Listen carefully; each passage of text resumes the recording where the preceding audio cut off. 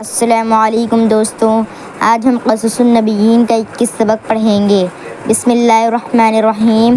امام یعقوب، امام سامنے، یعقوب علیہ السلام کے سامنے۔ وجاءوا آباءہم، اور آئے اپنے والد کے پاس۔ عشاء یبکون، عشاء کے وقت روتے ہوئے۔ قالوا یا ابانا، کہنے لگے اے ہمارے والد، انا ذهبنا، بے شک ہم گئے، نستبق، دوڑے، وترکنا یوسف عند متاعنا، اور چھوڑ دیے یوسف علیہ السلام کو اپنے سامان کے پاس۔ فاکلہ الذئب، پس اس کو کھا گیا بھیڑیا۔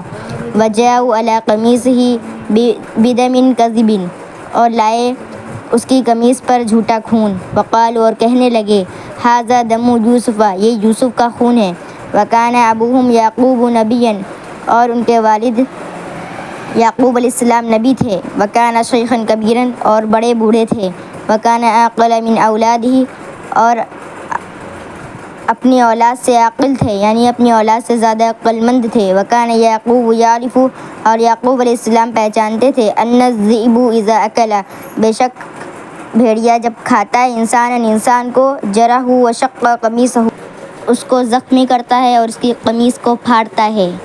وکان قمیص یوسف سالما، اور یوسف علیہ السلام کی قمیص صحیح سالم تھی۔ وکان مصبوغا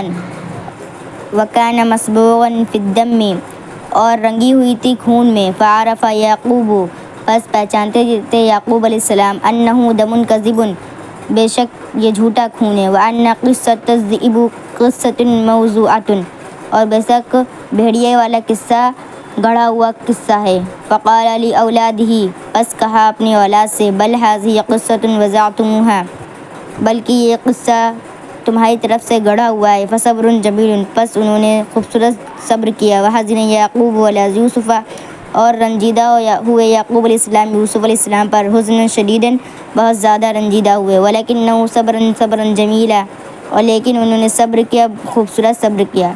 امید ہے کہ آپ کو یہ سبق سمجھ میں آ گیا ہوگا۔ تب تک کے لیے اگلے سبق میں ملیں گے انشاءاللہ۔ السلام علیکم۔